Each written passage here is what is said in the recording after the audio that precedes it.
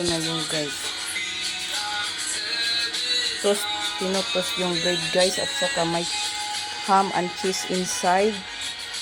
Not ham, salami. Salami. Oh, salami pala guys. It's not ham daw. Salami, honey? Salami, salami. Yung salami daw guys. Salami. Egg. At saka spinach. So, ito yung ginawa nilang dalawa guys. Yung breakfast namin. Yung isa yung maglagay ng salami at saka cheese. And then toast. And then ito na yung guys. Very yummy. Very yummy. Sila me? I can make now because daddy teach me how to cook yata. Yes. Very good, baby. Oh, yung isa guys. Toast na yung bread. Ito na guys. Ito na yung breakfast namin guys. Yummy. Tawan na One more. Last.